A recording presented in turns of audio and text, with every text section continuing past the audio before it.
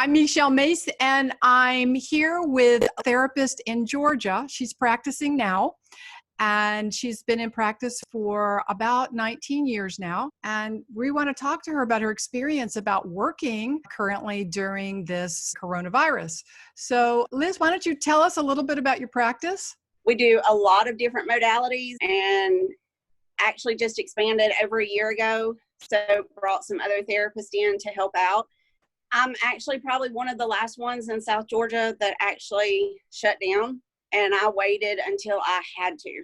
Our local mayor was trying to keep me open as long as possible because he knew that a lot of my clientele depended on the therapy for pain relief.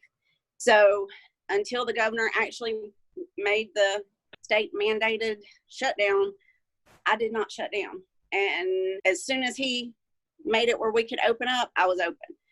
I have been taking every precaution that they tell us we need to do. I was doing it beforehand, extra cleaning, massage therapist. I mean, we should keep things clean and sanitary. So it was just revving that up even more. What exactly was the date that you closed, and what date did you open? This coming Friday makes 2 weeks that I've been open. And then... So about how long have you been closed? Let's put it that way. I think I was closed for like 3 weeks. Okay. So I kind of lose track of time, but I call it the Corona time because okay. I still can't keep up with the time. We're all on Corona brain here. I know this coming Friday makes 2 weeks, and my clients have been so happy. I feel obligated to them because they do depend on it for pain relief. And it's not just a spa. Are you nervous about practicing? No, not at all. I've had a piece about it. I did a lot of praying when it first started, and I kept hearing all the negative from these therapists of, oh, I've closed my practice. We should close down.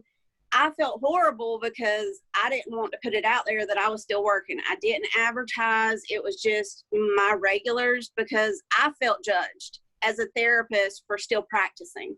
But I felt obligated to my clients, and, we were all taking the safety measures that we needed to take. So God gave me a piece about it. How have your clients reacted? A few people, like if they do have, underlying conditions, autoimmune, they have stayed home, obviously, and haven't went anywhere. But most of my clients they're fine. They know I keep stuff clean. That's another thing. Some of the massage therapists have underlying conditions, or they're of a certain age.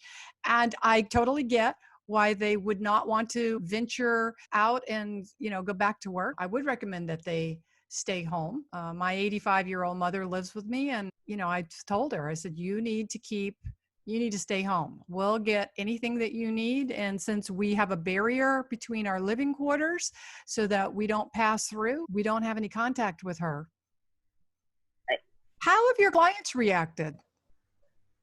A few people, like if they do have, underlying conditions, autoimmune, they have stayed home, obviously, and haven't went anywhere. But most of my clients they're fine. They know I keep stuff clean, but I disinfect everything. And I've had clients look at me and tell me I'm going overboard. And I'm like, no, there's no overboard with this. You walk in, you may smell alcohol. Yeah. But it was like that before. It's just, I'm having to take extra time to do more cleaning than before. More time in between each clients, I'm guessing. Yes. So where I usually would do 15 minutes in between clients just to get everything disinfected to where I'm ready for the next one. So I'm having to try to put a little bit more time in between my appointments. How are you so that they don't meet each other? Are you having them stay out in the car till you're ready? How is that working? Yeah, I have signs posted on the door. I have all the rules. So I have a lot of bright colored sticky note. We will come get you. Please do not ring the doorbell, because if we don't have somebody here to answer the phones, the door stays locked. Where if people want to come in and sit, enjoy some relaxation time, I can't do that. That's one major thing. So they're asked to stay in their vehicle. Even if somebody has walked out the door, they have to wait for us to come get them. That way it gives us time to disinfect everything. Comes in, I get them on the table. If they went to the restroom, if they've touched a door handle, there's sanitizer everywhere. I disinfect before I go in the room with them. I actually take a disinfectant wipe to open the door to go out. So I make sure they're not touching anything that's not disinfected. How are you working with the linens? What is your process there?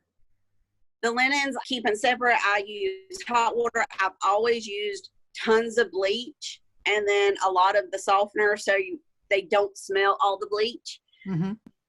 So that I really didn't feel like I had to change, because I'm one of those that just over bleaches and over disinfects stuff to begin with. You probably go through a lot of sheets. So is your business back 100%? Mine personally is, because when the governor actually made the announcement that we could start back to work, literally people were watching it. And before I could even pick up my phone, Facebook, everything was being blown up. You can work. I need an appointment. And I'm like, hold up. Everybody's got to just give me a few minutes. Me personally, I am back 100%. One of my other therapists, because her daycare is still shut down, she's not back. I wouldn't say the business is 100% because everybody's not able to work because of the conditions. And that's just out of our hands because she has to have childcare. But as far as myself, my clients, it's 100%. What would you have? I have a lot of medical people as well. Okay. What would you say to other massage therapists who are on the fence about going back to work? As long as you're taking the protocols that are mandated for you, really feel like a lot of people are too fearful. I mean, it's no different than when the flu is rampant. Yes, we've got stuff out there. Yes, this is bad. Try to let that fear relax and have the focus of helping those clients. When those clients are in chronic pain, and that's our mission, I feel like I personally have been essential because of the line of work that I do, helping people with their chronic pain.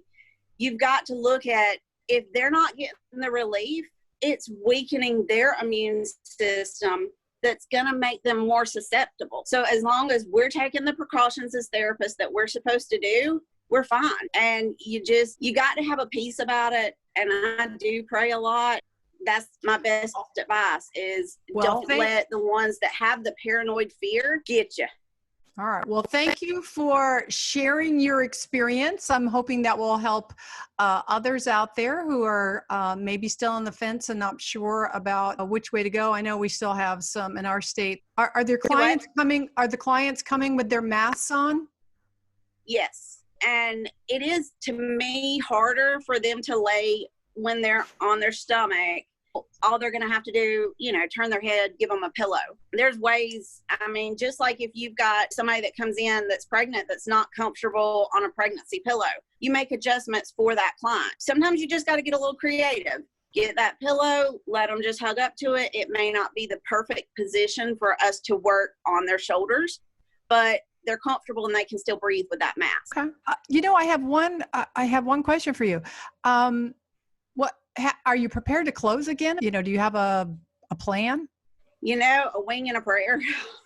I hope I don't have to close, but if I do, I do. All right. Well, thank you again for sharing. I will be interviewing other people throughout the week. So if you want to join me in my free Facebook group at facebook.com/groups/Michelle Mace, where I'll be doing live interviews with other massage therapists that are out there. Thanks, Liz. Okay. You're welcome. Stay safe, girl. I'll see you later. Bye-bye. Bye. We don't have any contact with her. Right.